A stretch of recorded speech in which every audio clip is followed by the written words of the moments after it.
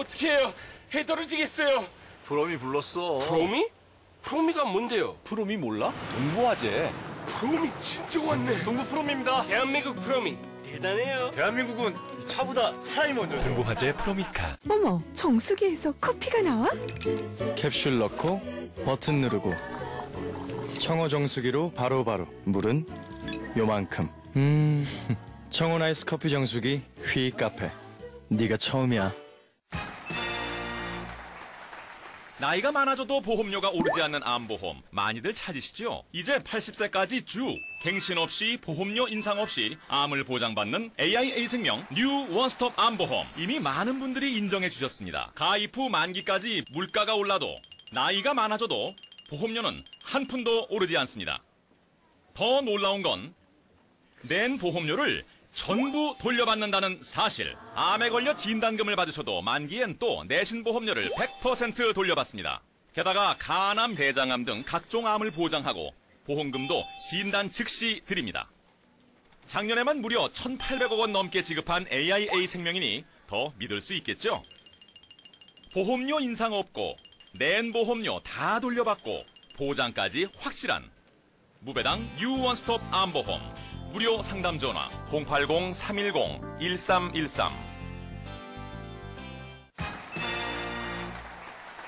나이가 많아져도 보험료가 오르지 않는 암보험 많이들 찾으시죠? 이제 80세까지 쭉 갱신 없이 보험료 인상 없이 암을 보장받는 AIA생명 뉴 원스톱 암보험 이미 많은 분들이 인정해 주셨습니다. 가입 후 만기까지 물가가 올라도 나이가 많아져도 보험료는 한 푼도 오르지 않습니다. 더 놀라운 건 낸 보험료를 전부 돌려받는다는 사실. 암에 걸려 진단금을 받으셔도 만기엔 또 내신 보험료를 100% 돌려받습니다. 게다가 간암, 대장암 등 각종 암을 보장하고 보험금도 진단 즉시 드립니다. 작년에만 무려 1,800억 원 넘게 지급한 AIA 생명이니 더 믿을 수 있겠죠? 보험료 인상 없고 낸 보험료 다 돌려받고 보장까지 확실한 무배당 뉴원스톱 암보험. 무료 상담 전화 080-310-1313. 투자 정보를 향한 까칠하고 과감한 리얼 토크, 성공 투자 꼼꼼 체크. 자, 오늘 소문과 진실 사이, 뉴스와 메신저 사이 여러분들이 궁금해하는 모든 정보를 하나하나 꼬집어보고 뒤집어보는 시간입니다. 성공 투자 꼼꼼 체크. 오늘은 아주 특별한 시간을 마련했습니다. 여러분들이 몇 년간 박스권 시장 속에서 좀 속 터진다, 또 투자에 흥미를 잃었다 하시는 분들 분명히 계실 것 같습니다. 이런 분들이 지금 해외로 눈을 돌리고 있다고 하는데요. 현재 해외 시장, 해외 투자 상황은 어떻고 또 어떻게 접근하면 좋을지 오늘 알아보도록 하겠습니다. 자, 해외 투자하니까 관심 있는 분들 귀가 솔깃하시죠? 하지만 저처럼 또 겁부터 먹고 어렵다 하시는 분들도 많으실 것 같습니다. 그래서 오늘 세 분 모셨습니다. 인사드릴게요. 어서 오세요. 안녕하세요. 네, 먼저 김효우 위원님, 방송도 많이 하시지만 업계에서는 애널리스트로 더 활약을 하고 계신다고요. 네, 저희 한국경제TV 방송 출연 6년 만에 오늘 하반신을 드러낸 김희욱입니다. 축하드립니다. 네. 오늘 이제 드러낸 김에 네. 업계의 이 해외 투자에 대한 진실, 그리고 우리가 어떤 종목을 어떻게 좀 더 친근하게 접근할 수 있는지 저는 중간자적인 역할을 통해서 시청자분들과 여기 업계 전문가분들의 가교 역할을 한번 해보려고 생각 중입니다. 네, 기대하겠습니다. 네, 안녕하십니까. 현대증권 해외상품부에 근무하고 있는 조연정입니다. 무엇이 궁금하십니까? 예, 제가 다 풀어드리겠습니다. 해외 투자에 관한 것만. 네. 안녕하십니까. 우리투자증권 해외상품부 이윤학 이사입니다.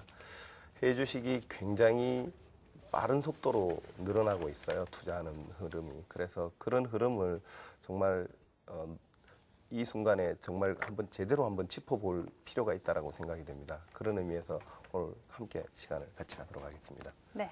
자, 막힌 속을 뻥 뚫어줄 시원한 독설과 날카로운 시장 분석, 오늘도 기대해 주시기 바라고요. 성공투자 꼼책 지금 바로 시작합니다.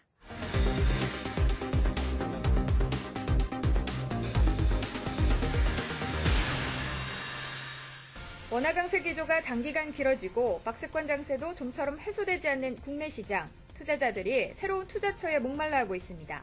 최근 환율이 많이 하락하자 외화 예금도 늘고 있는 상황인데요. 한국은행에 따르면 6월 말 406억 달러를 넘어서면서 작년 말 대비 14.8% 늘어났습니다. 투자자들은 달러 예금으로 만족하지 않고 해외 증시로 눈을 돌리기 시작했는데요. 예탁 결제원의 지난 3일 기준으로 국내 투자자가 보유한 해외 주식 잔액은 45억 달러가 넘는 수준입니다. 이 금액은 작년 말 대비 25.8% 증가한 상황인데요. 국내 투자자들은 현재 미국, 홍콩, 영국 증시에 상장된 주식들에 주로 관심을 보이고 있습니다. 해외 직접 투자의 경우 양도소득세 22%만 내면 분리과세를 받을 수 있는 상황이어서 거액 자산가들의 구미를 당기고 있다고 합니다. 해외 투자, 국내 시장의 지루한 박스권 장세 속에서 새로운 대안이 될 수 있을까요? 저금리 그리고 원화 강세, 박스권 흐름 속에서 이제 스스로 투자자들이 해외 상품으로 눈을 돌리고 있는 것 같습니다. 해외 시장에 상장된 주식을 직접 사고 파는 일명 해외 직구족의 증가가 특히 눈여겨볼 만한 것 같은데요. 자, 해외 직구족의 등장 언제부터 시작이 됐고요. 또 해외 직구족의 투자 현황이나 규모는 어떤지 이 부분부터 좀 짚어보고 시작을 하도록 하겠습니다. 어떤가요? 현재 상황. 네, 지금 개인적으로 해외 주식 시장에 제가 근무를 한 지 한 9년 정도 됐습니다. 네. 네, 가장 뜨거운 것 같습니다. 두 번째로 뜨거운 것 같습니다. 사실 해외 주식 시장이 가장 뜨거웠었던 시기는 2007년입니다. 2007년도에 저희 국민 모두가 다 아는 차이나 펀드의 붐이 일었을 때가 가장 뜨거웠었고, 그 외에 이제 점진적으로 분위기가 해외 투자로, 그러니까 해외 투자 쪽으로 상승을 하다가 근래에는 사실 국내 주식시장이 저성장, 저변동성, 근래에 또 저금리 시대에 비용은 높고 이런 어떤 투자의 대안이 없는 현실 속에서 투자자들이 실질적으로 이제 해외 투자를 스스로 찾아오고 있는 시대 같습니다. 이게 증권예탁원 통계 자료가 반증을 해주고 있는데요. 네. 한국예탁결제원이 집계한 통계 자료에 의하면은 전년도, 그러니까 CY 2013년도 기준으로 해외 투자 거래 금액이 저희 돈으로 한 5조에서 6조 원 사이였습니다. 56억 불 정도 되는데 CY 2014년, 그러니까 올해는 지금 반기 정도가 흘렀는데요. 지금 30억 불을 넘어가고 있습니다. 이미 전년도에 한 65%에 달하는 거래 대금이 집계가 됐거든요. 때문에 해외 투자의 경향성은 업무적으로 체감하고 있는 저로서도 혹은 통계 자료로도 분명히 트렌드화 되어가고 있는 것 같습니다. 네, 확실히 증가되고 있는 추세다. 네. 조금 전에 말씀하신 대로 2006년, 7년도는 굉장히 뜨거웠습니다. 해외 주식 투자가. 그런데 그 당시의 현상은 중국 중심이었고 다소 좀 무차별한 흐름이었다. 이렇게 보면 지금은 선진국 증시를 중심으로 해서 많이 일어나고 있고, 그리고 지금의 흐름은 굉장히 안정적으로 성장을 해나가고 있습니다. 그러니까 2012년 대비 13년에 약 100% 정도 시장 규모가 성장을 했고요. 그리고 현재도 작년 대비해서는 한 20, 30% 더 성장하고 있는 그런 흐름입니다. 그리고 이것은 이미 추세로 흘러가고 있다. 금리가 충분히 낮아진 상태에서 대안을 찾을 수가 없고, 조금 전에 말씀하셨던 대로 지금 우리나라 시장이 한 30개월 정도를 1750에서 2050, 300포인트 안에서 갇혀 있기 때문에 네. 새로운 투자 대안을 찾을 수밖에 없는 그런 구조가 아닌가. 그러다 보니까 아주 자연스럽게, 그리고 예전처럼 그렇게 뜨겁지 않게, 그러나 아주 추세적으로 안정적으로. 움직이고 있다. 이렇게 봅니다. 지금 말씀해 주신 것 중에 이제 제가 두 분의 이 공통된 교집합의 단어가 2007년도 이후로 가장 뜨겁다는 말씀이신데, 우리가 이렇게 또 항상 뜨거운 시기를 조심해야 되지 않습니까? 근데 2007년도 같은 경우에도 제 주변에서 해외 펀드를 많이 하셨던 분들은 이 서프라임 때 대부분의 엄청난 손실을 맛보고 말았고요. 또 지금 미국 증시의 고점 부담이 좀 있는 상황에서 지금 그때 이후로 두 번째로 뜨겁다는 건 어떤 시장의 좀 고점 시그널로 해석될 수 있지 않은가. 그럼 오늘은 그런 고점 부담을 해지할 수 있을 만한 다양한 투자 수단으로 좀 접근해 보는 것도 나쁘지 않겠다고 생각이 드네요. 해외 투자 방법도 다양해지고 있는 것 같고요. 그만큼 증가하고 있다는 거, 투자자들이 많이 매력을 느끼고 있다라는 생각이 들거든요. 왜 그런 장점이 있을까요?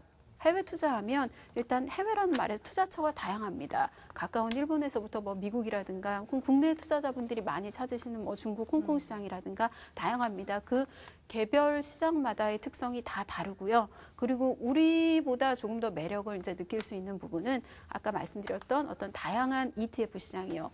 미국 시장 같은 경우에는 한 시장 전체의 7%의 규모 자체가 ETF 시장으로 지금 추정이 되고 있는데요. 다양한 종류의 ETF가 있습니다. 이를테면 레버리지라든지 아니면 인버스라든지 투자를 하고 싶으신 코드만 찾으면 금에 투자하고 싶다, 은에 투자하고 싶다, 혹은 뭐 이제 오일에 투자를 하고 싶다, 뭐 위로 투자를 하고 싶다, 엔화에 하락에 베팅을 하고 싶다. 네. 방향이나 코드만 제대로 잡으면 ETF가 다 있습니다. 해외 투자의 장점은 무엇보다도 어떤 다양한 투자의 수단에 있다라는, 투자의 폭이 굉장히 넓다라는 데 있지 않을까 생각합니다. 우리나라 소득 수준이 올라가면서 전체적인 투자자들이 자기 포트폴리오의 10%에서 한 20%는 외화 자산으로 가지고 가고 싶다라고 하는 분들이 꽤 많이 생기기 시작을 했습니다. 그래서 그런 분들의 경우에는 뭐 달러가 됐든 뭐 홍콩 달러가 되었든 어떤 유로화가 됐든 그런 외화 자산을 그 다른 나라 통화를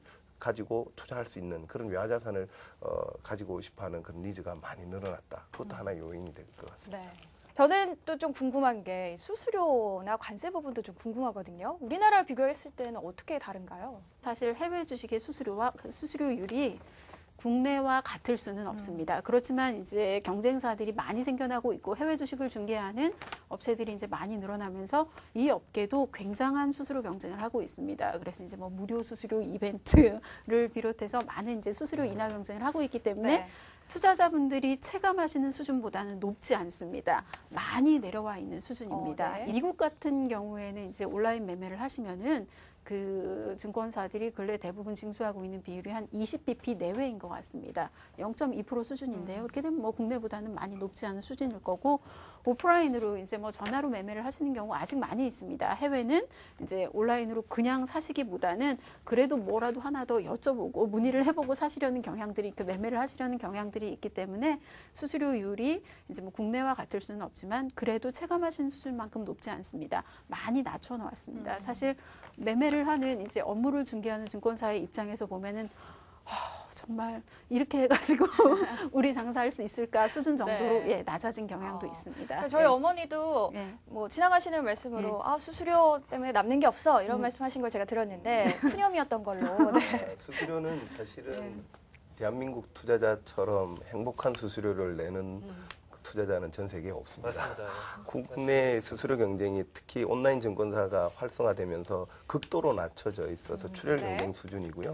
그리고 조금 전에도 이야기했지만 시세 이용료를 모든 증권사가 대신 납부를 해주고 있는 거지 안 내고 있는 것이 아닙니다. 그런데 그렇군요. 네. 조금 전에 말씀드렸듯이 대부분의 나라의 수수료가 다 일률적으로 같지 않습니다. 예를 들어서 선진국인 미국의 수수료하고 일본 수수료가 다르고요.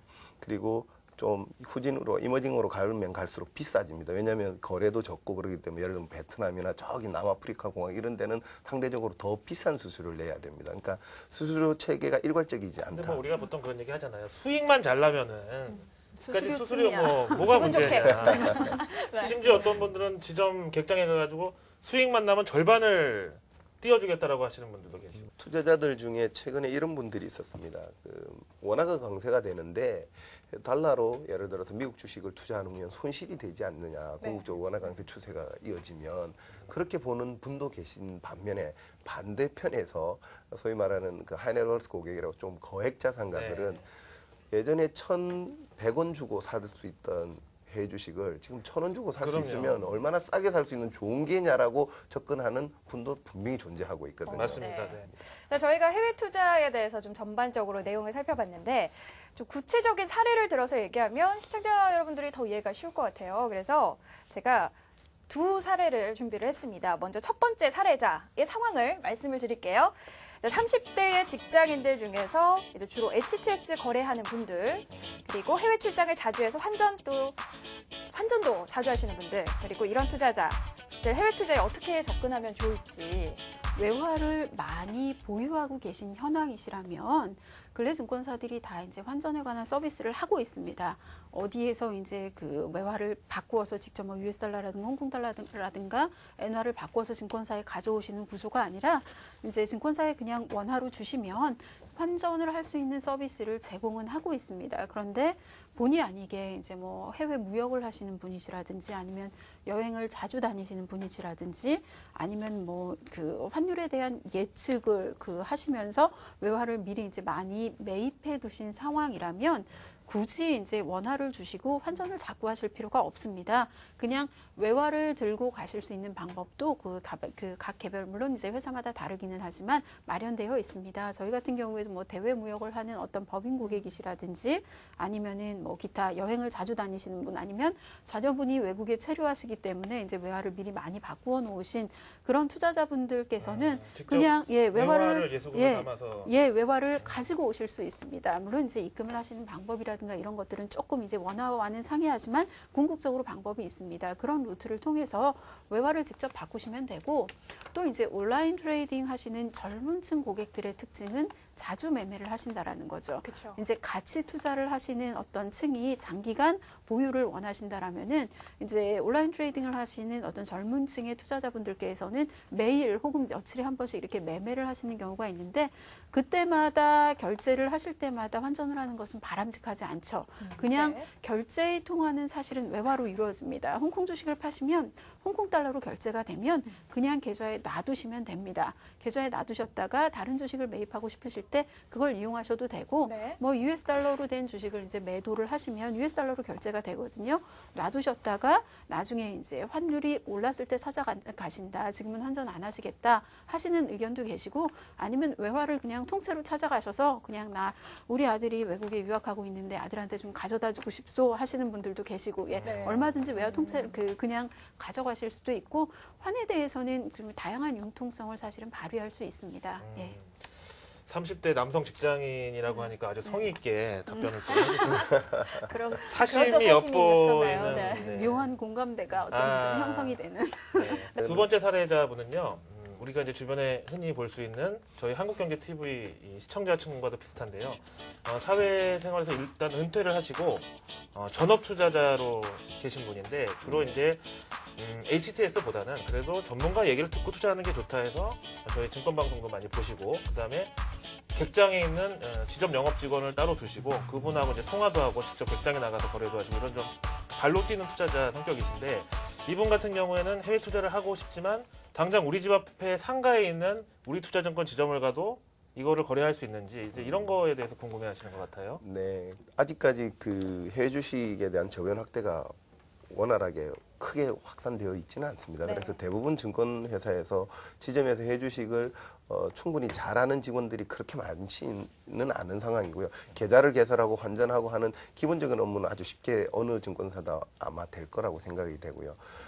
그런 관점에서 보면 저희 회사 같은 경우에는 제가 있는 해외상품부에 고객이 직접 전화를 할 수 있도록 번호를 오픈을 해놓습니다. 네. 그러면 직접 전화해서 저희들이 일일이 다 상담을 해드리고요. 그리고 그와 관련해서 뭐 종목도 추천해드리는 경우도 있고 그렇습니다. 그래서 기본적으로 정말 해외 주식을 투자하고 싶은데 할 방법을 모르겠다. 그렇지는 않을 거라고 생각이 되고요. 기회는 여러 군데 있고 그리고 인터넷에서 찾아봐더라도 옛날에는 영어를 모르면 못했다. 그런데 지금 그렇게 하실 필요가 없이 충분히 한국말로 되어 있는 네. 좋은 정보 사이트가 많이 있습니다. 네네네. 그래서 저희가 이제 좀 긍정적인 좋은 점들을 많이 살펴본 것 같은데 이제 손해되는 부분도 짚어봐야 될 것 같아요. 환율 변동에 따른 손해 있을까요? 어떤 점들이 있을까요? 사실은 그 환율은 어떻게 생각하냐면 본질적으로 내가 그 미국 주식에 투자를 하려고 하는데 예를 들어서 미국 시장, 미국 경제가 약화의 하락세로 갈 것 같으면 미국 달러는 약세로 갈 거지 않습니까? 그래서 본질적으로 대부분의 서양 투자자들은 자기가 투자하는 국가가 약세국, 통화 약세국이 될 것 같으면 투자를 하질 않습니다. 네. 그러니까 적어도 자기가 믿는 그 나라에 투자할 것 같으면 통화 강세국이라고 생각을 하기 때문에 환을 오픈을 하는데 전 세계에 몇 안 되는 나라가 환에 대해서 쩔쩔매는 나라가 두 나라가 대표적으로 있는데 그게 한국하고 일본입니다. 어떻게 그럼 다시 말해서 그 환해지를 할 방법은 분명히 존재하고 있습니다. 저희 회사에도 환해지 서비스를 해드리고 있거든요. 그런데 만약에 해외 주식에서 내가 미국 주식에 투자를 했는데 20% 이득을 받는데 환해지를 하면 예를 들어 그 코스트가 한 5%가 들어간다. 그럼 15%밖에 못 갖는 거거든요. 네. 자기가 투자할 나라에 대해서 정말 그 믿음이 없다 그러면 사실 투자하기를 말아야 되는 거고 본질적으로 이야기하면 그럼에도 불구하고 투자하고 싶다 그러면 환해지 서비스가 있기 때문에 네. 그걸 이용하면 된다고 봅니다. 네, 제가 이제 이 환율 관련해서는 뭐 흔히 환 하면은 뒤에 붙기 쉬운 게 리스크. 환 그쵸. 다음에 해지지 환 이득 내지는 환 메리트 이런 말은 잘 어색하죠. 네, 왜냐하면 네. 예. 공교롭게도 환시장과 주식시장이 반대의 움직임을 갖습니다. 그런 경우가 예. 많죠. 네. 화폐의 가치와 어떤 그 현물시장과의 그 흐름이 반대가 되기 때문이거든요. 실질적으로 외국인이 우리나라 주식시장에 투자를 할 때에도 우리가 외국 주식시장에 투자를 할 때에도 가장 중요한 변수가 사실은 환이거든요. 예, 스테이블해야 되거든요. 가장 좋아하는 나라의 투자는 환이 위로 움직이는 것도 아니고 아래로 움직이는 것도 아니고 미국 주식시장에 투자했는데 주가도 오르고 US 달러도 올랐다. 그러면 더 없는 금상첨화지만 사실은 그렇게 되기가 어려운 구조에 있거든요. 그래서 이제 아까 이윤학 부장님 말씀하셨는데 개인 투자자들이 환 해지를 하는 게 쉬운 구조에 있지는 않습니다. 사실 환 해지가 펀드하고는 좀 다른 구조에 있지만 그럼에도 불구하고 해외 주식에 본격적으로 관심을 갖고 계시고 투자를 하시려는 의향이 있다라면 해지를 할 수 있는 방법이 없진 않거든요. 어떤 선물한 매도라든지 기타의 방법을 통해서 요즘 개인도 그렇기 때문에 그런 방법을 알아보시고 해지를 하시고 투자를 하심이 바람직합니다. 제가 아시는 분은 제가 왜 환 메리트라는 표현이 어색하다고 얘기했냐면 이분의 경우에는 서브프라임 사태 터지자마자 미국의 달러 제네럴이라는 예, 유통주 아시죠? 일본 가면 천엔샵 이런 거 있잖아요. 이런 것처럼 달러 제네럴이라고 1달러짜리 상품만 모아놓은 온 오프라인 동시에 운영하는 그런 매장인데 서브프라임 때 초창기에 그 달러 제네럴 샀단 말이에요. 근데 그 뒤로 바로 작년까지 한 3배 정도가 올라갔어요. 경기 방어주의 특성 더하기 유동성이 풀리고 근데 그 사람은 그때 딱 매도를 해놓고 아직까지 환전을 안 하고 있는 상태거든요. 이 사람의 계획은 뭐냐면 3배 먹어서 배부르다 더하기 출구 전략과 함께 달러 가치가 올라가면서 환율이 상승하면 그때 팔아서 돌아오겠다는 계획이에요. 근데 이런 식으로 우리가 흔히 얘기하는 가치 투자의 관점에서 봤을 때 저는 솔직히 한국 주식을 가지고 하는 가치 투자에 대해서는 좀 회의적입니다. 왜냐하면 아무리 블루칩 우량주 시가총액이 얼마 이상이라고 해도 무슨 서브프라임이든 금융위기든 뭐든 어느 날 갑자기 후두둑 떨어지면 회복하는데 한 3, 4년 걸리거든요. 네. 그럼 그 3, 4년의 세월은 도대체 누가 보상해 주느냐는 거죠. 그런 차원에서 정말 가치 투자로 장기 투자를 바라보는 분이면 환 리스크도 얼마든지 이거를 메리트로 바꿀 수 있는 그런 입장이 될 수 있다라고 봅니다. 네. 맞습니다. 자, 또 궁금한 게 요즘 수익에 대한 신고가 필수라고요. 그래서 신고 대행 서비스도 있다. 뭐 신고하는데 직접 하기 좀 어려운 건가요? 양도소득세를 말씀하시는 것 같습니다. 네. 예, 이제 해외 주식 같은 경우에는 별도의 국외 자산으로 분류가 됩니다. 그래서 이제 국가를 막론하고 해외 주식에 투자를 하셔서 일정 금액 이상의 소득이 발생하면 이제 5월 달에 종합소득세를 신고하시는 기간이죠. 예, 해외 주식에 투자하신 고객이 자진 신고 납부하셔야 되는 양도소득세가 있습니다. 사실 해외 주식 그 관계자로서 세금에 대한 얘기를 하는 걸 좋아하지 않습니다. 왜냐하면 불리한 부분이거든요. 분명히. 네. 왜냐하면 이제 한국의 투자자들이 생각을 하셨을 때 국내엔 없는 세금입니다. 사실 국내 주식에 투자하셔서 양도소득이 발생하면 세금 안 내시거든요. 이렇게 생각을 하시는 거죠. 아, 내가 종목을 잘 찍어서 이제 잘 투자를 해서 잘 파셔가지고 이득금이 남았어요. 거기에 대해서 왜 세금을 내셔야 되는지 이해를 못 하시는 거죠. 근데 일단 지금 현법에 그 세법의 체제에는 해외 주식 같은 경우에는 별도의 국외자산으로 분류가 되고 분명히 이제 양도소득에 대해서 자진 신고 납부하시는 그런 세금이 있습니다. 매년 5월 달에 한 번만 하시면 됩니다. 그게 이제 여러 가지 유의하셔야 될 포인트가 몇 개 있는데요. 이제 연간 매매하신, 매도하신 주식에 대해서만 해당이 되거든요. 그래서 이제 매도하시지 않고 장기간 보유하고 있는 주식의 평가이익에 대해서 세금을 내시는 건 아닙니다. 때문에 매도하셨어요. 근데 이제 뭐 한 종목만 매도를 하신 게 아니라 흔히 많은 종목을 매매하시면 그 중에는 이익을 보고 매도를 하신 경우도 있고 또 어떤 종목에서는 손해가 나는 마이너스가 나는 경우도 있거든요. 그런 이익금과 그 손해금이 다 상계가 됩니다. 그래서 최종적으로 순이익이요. 비용을 다 공제하고 환차손익도 감안이 됩니다. 투자는 외화로 하시지만 과세의 표준은 원화로 정해지기 때문에 환차손익도 감안이 되시거든요. 다 감안하셔서 순이익이 250만 원 이상 되셨을 때에는 그 익년도 5월 달에 종합소득세를 신고하시는 기간에 그 양도소득세를 신고하시면 됩니다. 실질적으로 신고가 근데 쉽지는 않습니다. 지금은 많이 쉬워졌습니다. 이 세수를 확보하기 위해서 세금을 내는 방법이 조금 더 간편해지고 이제 쉬워지고 있습니다. 국세청 차원에서도 또 근래에 자주 하고 있는 서비스 중에 하나가 양도소득세 신고 대행 서비스요. 예. 네. 그렇게 해서 별도로 신경 쓰시지 않으셔도 그것도 비용이 들겠죠? 신고 대행 서비스라 하면 무료로 해드리는 거죠, 그죠? 예, 증권사에서 이제 양도소득 자료를 추출해서 비용이 얼마인지 이제 그 좋은 추출을 서비스네요. 네. 예, 상당히 사실은 더 하는 좋아졌어요. 입장에서는 무료라고 하는데.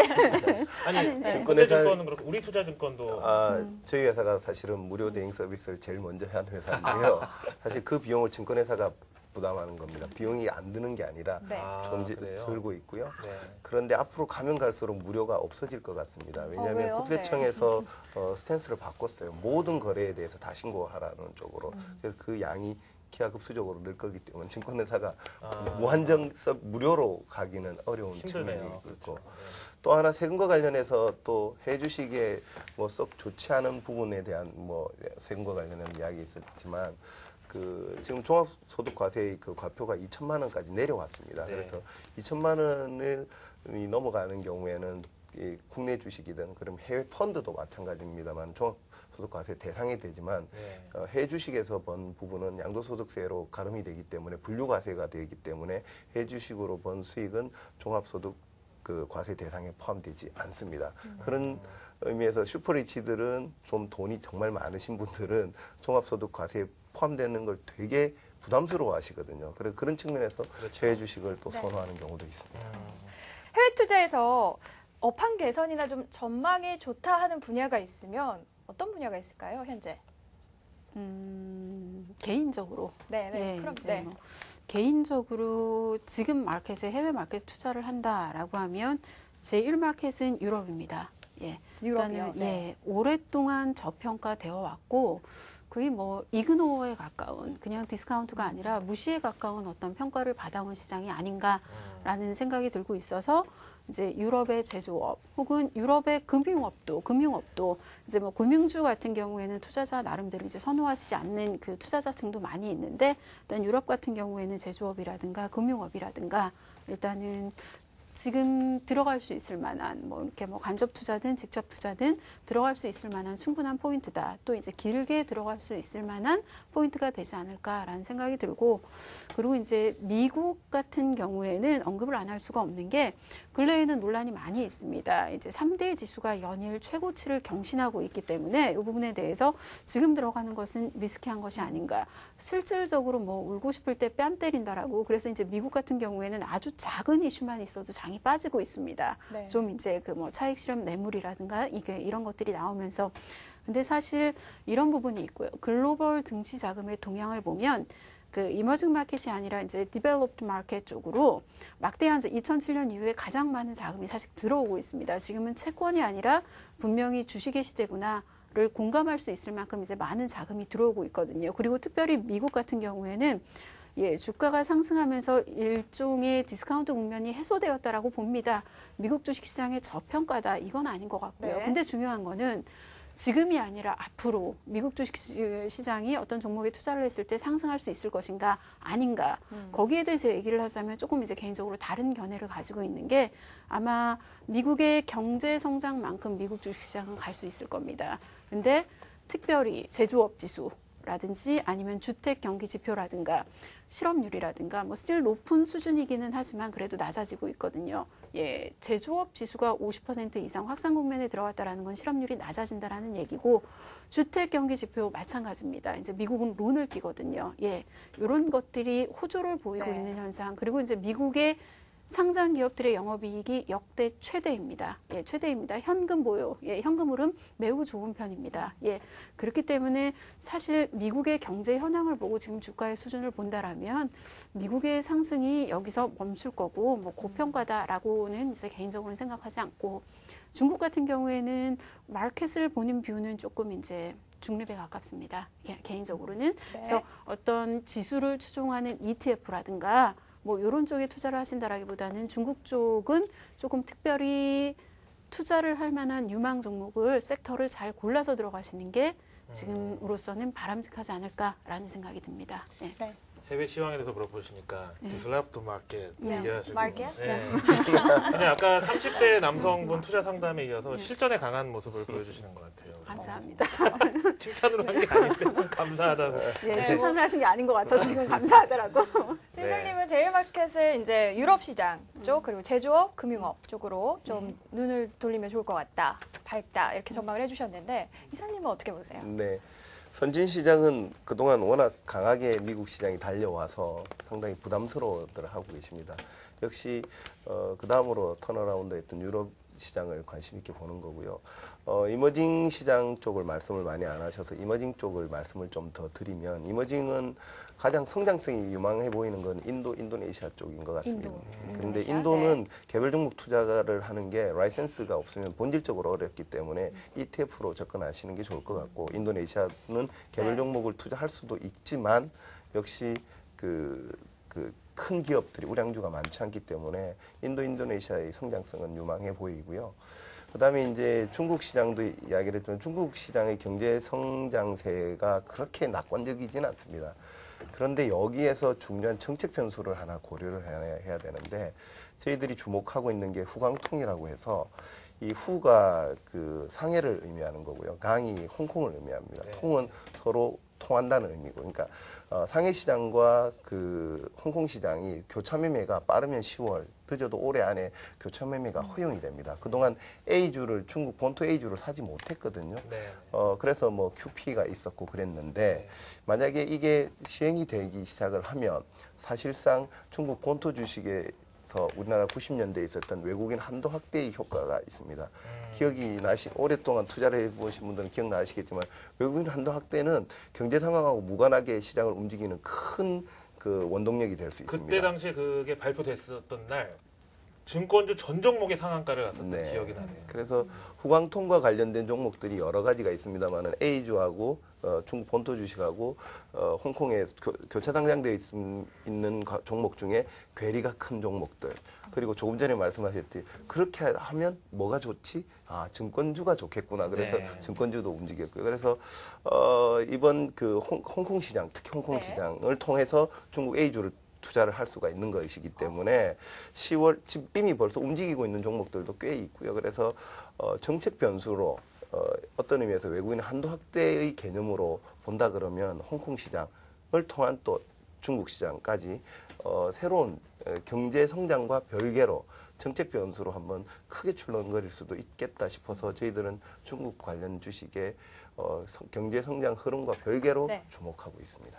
지금 얘기해 주신 것 중에서 이윤아 기사님 말씀 중에서 저는 아직도 중국과 홍콩에 좀 기회가 있다고 봅니다. 왜냐하면 이제 보통 그런 얘기를 하죠. 후진국은 노동력을 팔고 중진국은 기술을 팔고 선진국은 아이디어를 판다고. 근데 우리나라는 아직 아이디어를 파는 정도까지는 아니거든요. 그러니까 자꾸 선진 시장이 뒤처질 수밖에 없지만 우리가 중국이나 아니면 인도 같은 이머징을 보면 우리가 걸어온 이 경제 성장의 과정에서 어떤 주식들이 어떤 산업들이 각광을 받고 뜨고 졌는지에 대한 일종의 우리가 선행학습을 한 격이기 때문에 그런 경험을 거기다 좀 투영한다면 좋은 투자 기회가 될 거라고 봐서 그런 차원에서 여전히 이머징 중에서 인도하고 중국 정도는 좀 좋은 기회가 있지 않나라고 생각을 하고 있어요. 사실은 저는 후광통 이슈에 대해서 조금은 다른 비율을 가지고 있습니다. 영어를 자꾸 써서 죄송합니다. 네. 조금은 다른 이제 시각을 좀 가지고 있기도 합니다. 물론 이제 뭐 물론 이제 후광통의 어떤 이슈라든가 이런 것 정말 중요하지 않다 이런 거는 아니고요. 분명히 투자자들한테는 기회가 될 수 있고, 그리고 이제 말씀하셨듯이 뭐 중국이나 인도 쪽이 충분히 이제 기회가 있는 시장이다. 이런 부분에 이제 공감을 하고 있기도 합니다만, 후광통이라는 이슈가 왜 지금 나왔을까? 이 부분을 생각해 보면 조금 더 깊게 들어가 보면 중국의 부동산 시장을 얘기하지 않을 수 없습니다. 지금 중국이 자금을 풀 수 있는 현황일까라고 생각을 해보면 그들의 어떤 프로젝트 파이낸싱 규모라든지 아니면 부동산 시장의 버블을 생각할 때 마땅히 자금을 풀어서 어떤 증시를 부양할 수 있는 그 제대로 된 정책을 뭐 아무리 뭐 전인되니 뭐니 해도 내놓을 수 없는 입장이 아닐까라는 생각이 들거든요. 맞아요. 그래서 증시를 근본적으로 상승시킬 수 있는 밸류에이션을 높일 수 있는 방법이 뭔가라고 생각을 해보면 사실은 별다른 게 나오지 않습니다. 그래서 전인대를 해도 사실 막상 근래에는 뭔가 아무것도 나온 게 없거든요. 이런 상황에서 증시를 상승시킬 수 있는 이슈가 뭘까를 생각해 보면 그런 어떤 후광통 같은 다소의 어떤 이벤트성 네. 이슈가 나오지 않을까. 사실 상해 증시를 홍콩을 통해서 투자할 수 있다. 상당한 매력일 수 있거든요. 더군다나 이제 뭐 에이즈와 중국 주식, 중국 증시와 홍콩 주식 간의 이제 괴리가 큰 종목들 같은 경우에는 상당히 메리트가 될 수 있는 것은 사실입니다. 그렇지만 아주 길지 않은 길지 않은 효과를 네. 가져가는 것이 아닐까. 중국은 근본적으로 지난 몇 년간, 지난 10여 년 동안 GDP 상승률에 대비하면 그 상장 기업들의 영업이익률의 상승률이 너무 약하지 않았는가. 절대적으로 중국 어떤 규모의 경제를 어떤 질의 경제로 변환하는 시간이 절대적으로 좀 필요한 것이 아닌가라는 생각이 생각도 이제 네. 가지고 있습니다. 좀. 자, 그럼 최근에 이제 투자자들은 구체적으로 어떤 종목에 또 어떻게 접근하고 있는지 저희가 알아보도록 하겠습니다. 원화 강세 기조가 장기간 길어지고 박스권 장세도 좀처럼 해소되지 않는 국내 시장. 투자자들이 새로운 투자처에 목말라 하고 있습니다. 최근 환율이 많이 하락하자 외화 예금도 늘고 있는 상황인데요. 한국은행에 따르면 6월 말 406억 달러를 넘어서면서 작년 말 대비 13.8% 늘어났습니다. 투자자들은 달러 예금으로 만족하지 않고 해외 증시로 눈을 돌리기 시작했는데요. 예탁 결제원의 지난 3일 기준으로 국내 투자자가 보유한 해외 주식 잔액은 45억 달러가 넘는 수준입니다. 이 금액은 작년 말 대비 25.8% 증가한 상황인데요. 국내 투자자들은 현재 미국, 홍콩, 영국 증시에 상장된 주식들에 주로 관심을 보이고 있습니다. 해외 직접 투자의 경우 양도소득세 22%만 내면 분리과세를 받을 수 있는 상황이어서 거액 자산가들의 구미를 당기고 있다고 합니다. 해외 투자, 국내 시장의 지루한 박스권 장세 속에서 새로운 대안이 될 수 있을까요?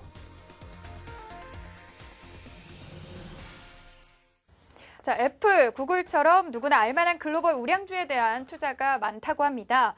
자, 우리나라 해외 직구족들은 어떤 종목에 투자를 하고 있는지 알아보도록 할게요. 자, 어떤 종목에 투자를 하고 있나요? 각 사마다 조금씩 다른 부분이 있겠습니다만은 주로 많이 알려져 있는 기업들이 많이 거래가 되고 있어요. 뭐 애플, 구글, 테슬라 모터스, 아마존 뭐 이런 종목들이 주로 주류를 이루고 있고요. 그다음에 일본 주식 같은 경우는 뭐 혼다나 뭐 이런 자동차 주식들이 주로 주류를 이루고 있고요. 특징적인 거는 저희 회사만의 현상인지는 몰라도 저희 회사의 기준으로 보면 ETF들이 굉장히 거래가 많이 되고 있습니다. 그래서 ETF들이 뭐 주로 지수형 ETF도 많고요. 채권형 ETF도 있고요. 지금 이제 얘기하신 대로 뭐 현대증권도 마찬가지고 우리투자증권도 그렇겠지만 이제 지금 대부분의 해외 직구족들은 사실 직구라고 보기에는 좀 그런 게 직구를 ETF를 산다는 거는 또 직접을 약간 간접으로 사는 좀 이런 느낌이 사실 있잖아요. 그래서 복잡하네요. 저의 경우는 해외 직구를 잘 살리기 위해서는 그야말로 이제 직접 현물 투자가 좀 관심이 있지 어렵잖아요. 않느냐. 네. 근데 네. 어렵죠. 물론 쉽지 않은데 우리가 이제 그 학창 시절에 공부를 잘하기 위해서는 가장 쉬운 방법이 뭘까요? 공부 잘하는 친구랑 놀면 되죠. 그렇죠. 공부 잘하는 친구가 뭘 보는지, 뭘 그렇죠. 가지고 공부를 하는지를 네. 알고 그대로 따라하는 게 가장 쉽죠. 그래서 저는 이제 뭐 매일 아침마다 새벽에 외신과 해외 이슈를 다루고 있고, 뭐 제가 거의 작성하는 뭐 증권사 리포트도 거의 해외 시장에서 힌트를 얻어서 국내 시장에 접점을 찾자 이런 차원인데, 워런 버핏이 어떤 지금 종목들을 가지고 있는지 가장 기본적인 접근 방법으로 한번 살펴볼까 합니다. 네. 같이 보시죠. 네, 지금 이제 해외 사이트에서 마켓 구루, 그러니까 이제 해외 유명 투자자들이 갖고 있는 종목은 뭔가 첫 종목부터 보시면은 네. 월마트, 우리나라의 이마트에 비유될 수 있죠. 그 다음에 네. 두 번째는 버라이전 커뮤니케이션. 우리나라로 치면은 LG텔레콤 정도의 한 2, 3위 정도의 위상 되겠죠. 네. 그 다음에 리버티 글로벌, 그 다음에 골드만삭스, 그 다음에 그레함 홀딩스 있고요. USG는 저거죠. 우리나라로 치면 한샘 혹은 NX 같은 이 주방용품 및 네. 인테리어 자재 만드는 네. 곳이고요. 이렇게 우리가 보면 흔히 알고 있는데 우량주들이 많이 들어가 있어요. 보시다시피 이제 신규 매수 종목들이고요. 비중은 뭐 한 1% 내외 정도. 근데 워낙에 버크셔 해서웨이 자체가 시총이 크다 보니까 뭐 한 주에 얼마인지 아시죠? 버크셔 해서웨이 주식이. 얼마인가요? 1억을 넘어가죠. 네.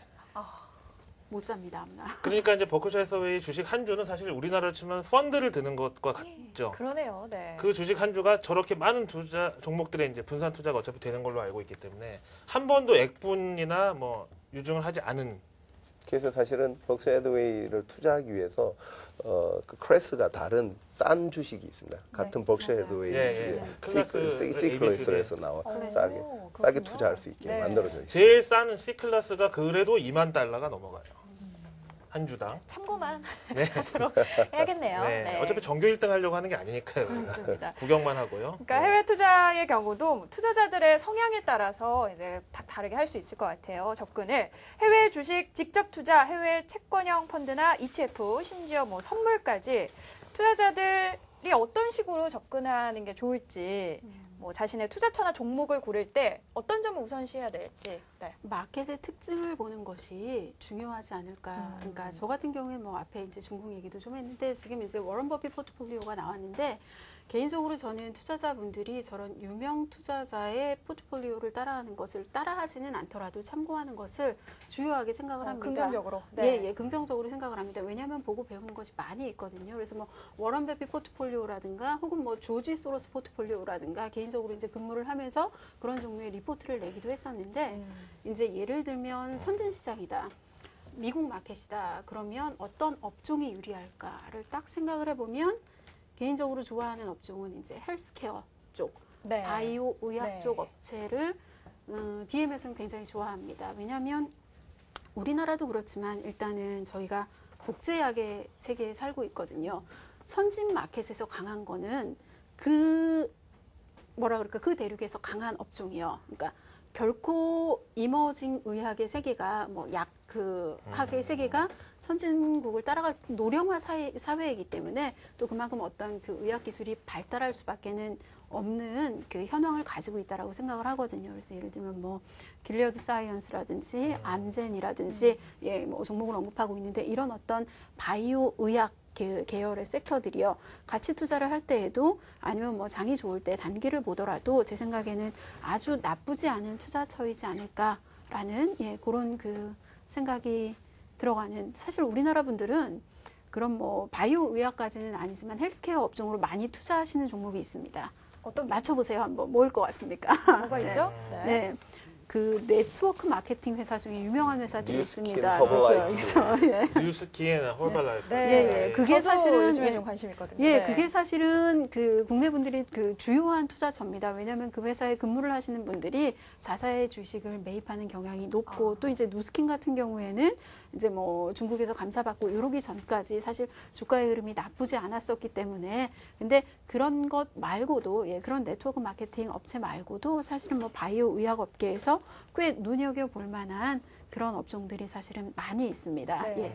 예, 예, 그런 선진국에서는 봤을 때 이제 헬스케어 업종 그리고 이제 중국 같은 경우에는 이제 뭐 알리바바도 사실 미국의 8월 상장 예정이죠. 네. 이제 많은 분들의 귀추가 주목이 되고 있는데 외에 그런 종목들이 있습니다. 인터넷, 모바일, 게임 업체.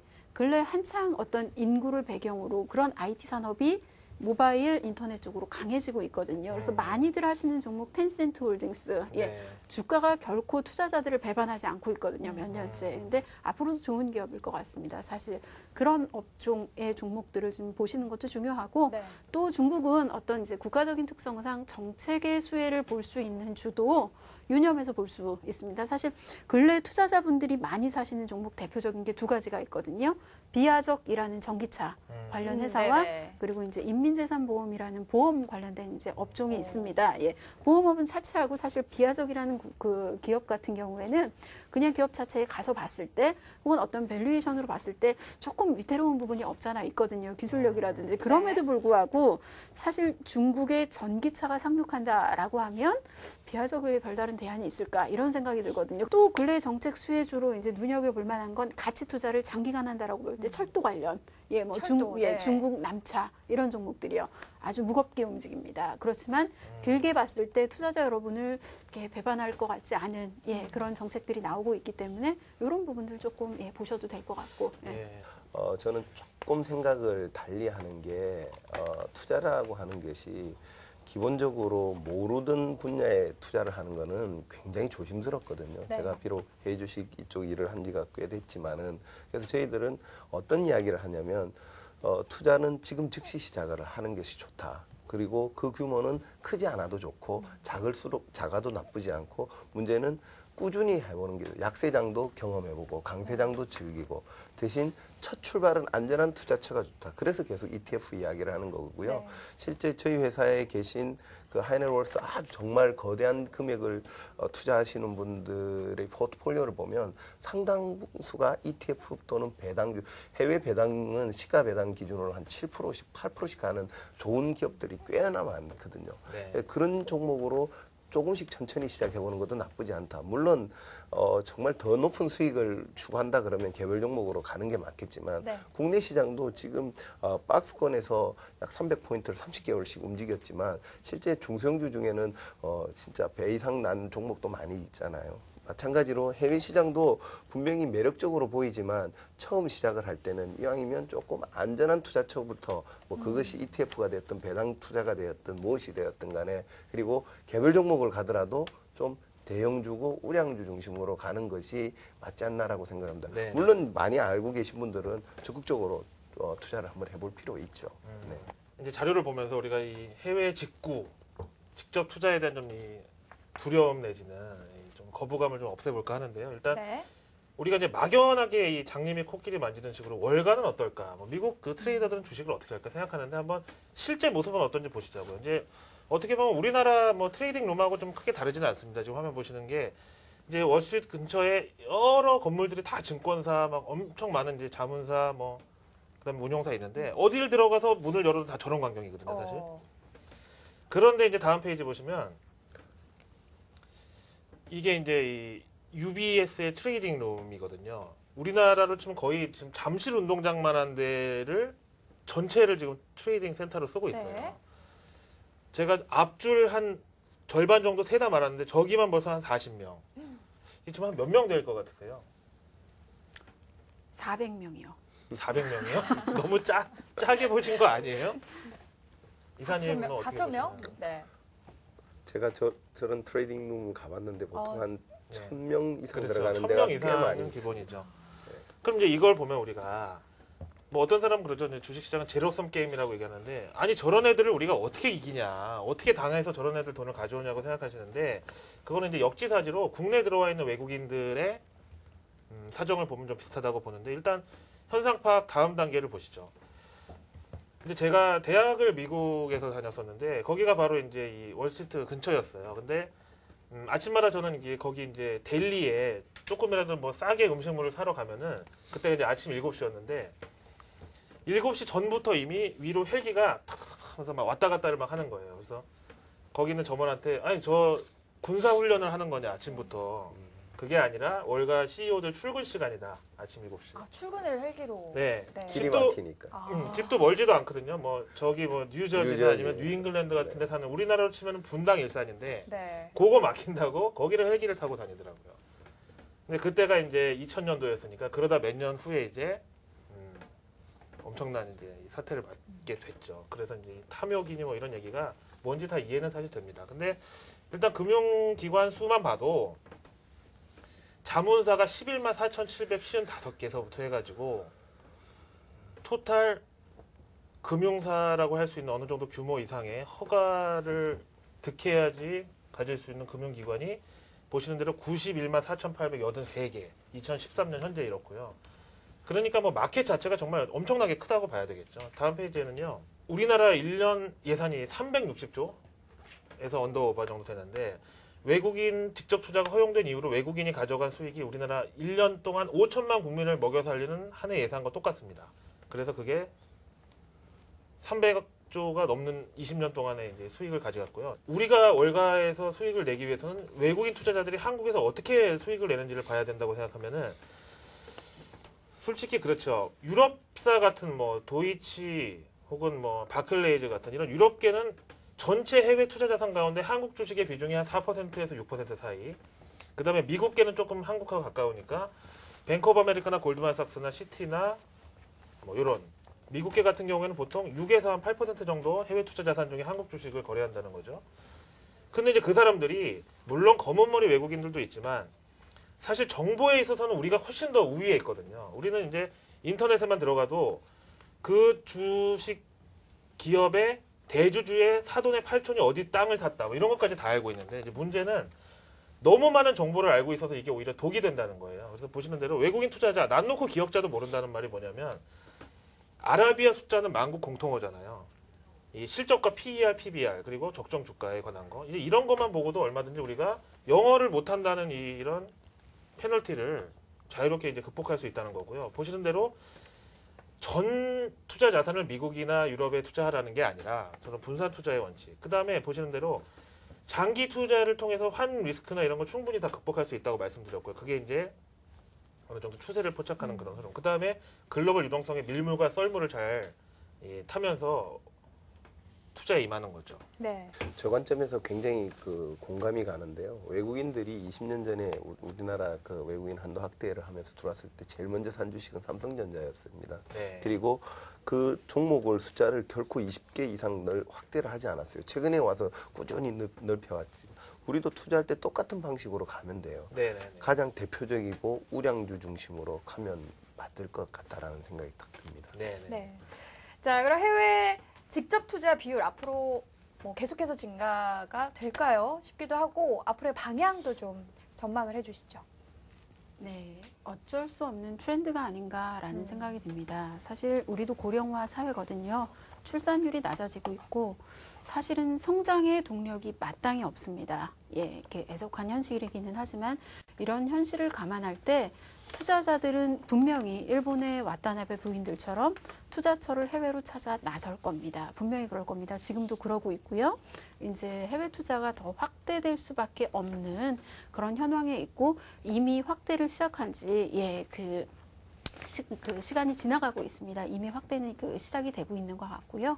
그래서 이제 글로벌 투자의 경향은 짙어질 것이라는 게 분명하지만 조금 한 가지 유의하셨으면 좋겠다. 개인적으로 이제 해외 주식 담당자이기도 하지만 개인적으로 이제 해외 주식 투자자이기도 하거든요. 그리고 개인적으로 저는 해외 주식을 굉장히 오랫동안 투자해온 굉장히 선구자적인 투자자이기도 합니다. 해외 주식 시장을 굉장히 열렬히 사랑하는 정말 네. 그런 선구자적인 경력이 9년 정도 되신다고. 네. 선구자적인 투자자이기도 하기 때문에 저희 투자자분들께 이제 드리고 싶으신 말씀은 묻지마 투자를 많이 하시거든요. 아직도 해외는 그냥 뭐 신문에서 보시고 아 이런 중국의 자동차 회사가 있다라는데 미국에 이런 게 상장이 된다라는데 혹은 이제 시중에 나와 있는 일련의 서적이라든가 뭐 블로그라든가 이런 것들을 보시고 제대로 알지 못하는 현황에서 그냥 마구잡이식의 투자를 하시기 때문에 2007년도 같은 펀드 사태가 나오기도 하는 거거든요. 사실은 잘 모르시면서 해외 투자도 알고 접근을 하셔야 됩니다. 지금은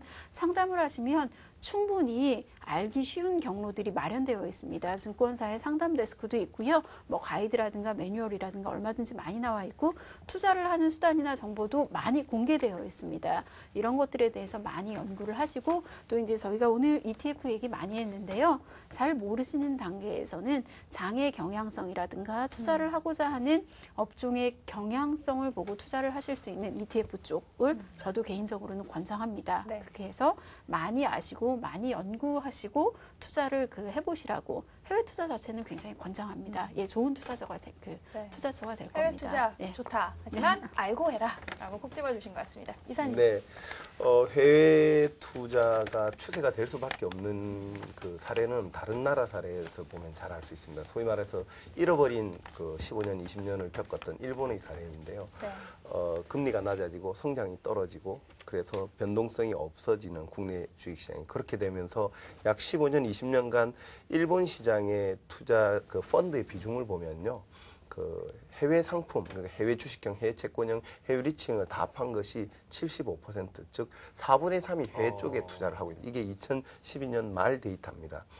우리나라도 그 경로에 이미 들어갔다고 보고요. 우리는 조금 더 빠른 민족성을 가지고 있기 때문에 제가 보기에는 5년 이내에 그렇게 될 것 같습니다. 네. 그런 추세는 분명히 글로 가고 있다. 그리고 우리나라 시가총액이 전 세계 시가총액의 1.8%밖에 2%가 채 안 됩니다.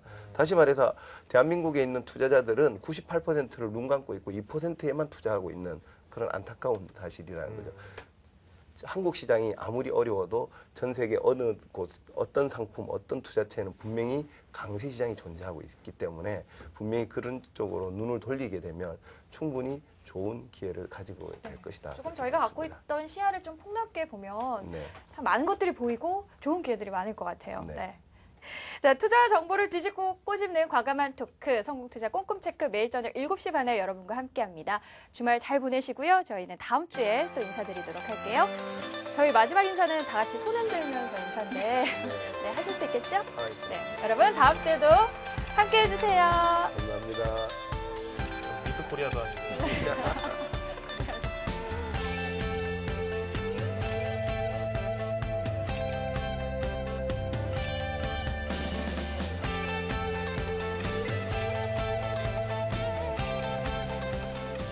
스무 살의 아이스크림 프리미엄 디저트 카페 나트루팝에서 모바일 쿠폰을 드립니다. 시원하게 드세요.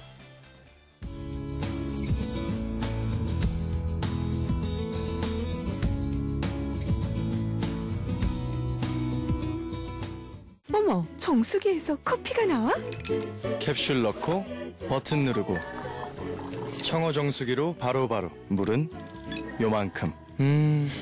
청원 아이스 커피 정수기 휘 카페. 네가 처음이야. 1억년 전 언제? 공룡들이 풀 뜯어먹던 때 석유가 생겼어. 그걸 우리가 개발해. 우와, 대단하다. 그치? 근데 다 떨어지면 어떻게 될까? 몰라요. 그래서 전기차 배터리를 만들었어. 그리고 석탄을 석유로, 이산화탄소를 플라스틱으로. 진짜? 맞아. 이게 바로 미래 에너지, 친환경 에너지, 그린 에너지야. 과거부터 현재까지, 다시 미래 에너지까지. 혁신을 혁신하다 SK 이노베이션. 어떻게 해요? 해 떨어지겠어요. 프롬이 불렀어. 프로미? 프로미가 뭔데요? 프롬이 몰라? 동부화재. 프로미 진짜 왔네. 동부 프롬입니다. 대한민국 프로미 대단해요. 대한민국은 차보다 사람이 먼저죠. 동부화재 프로미카.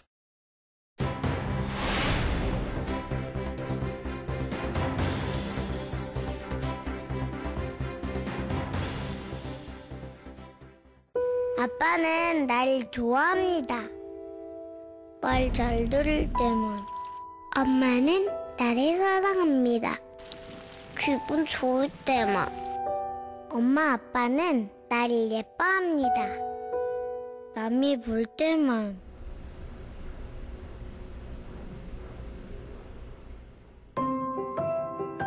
사랑받고 자란 아이가 사랑하고 살아갑니다.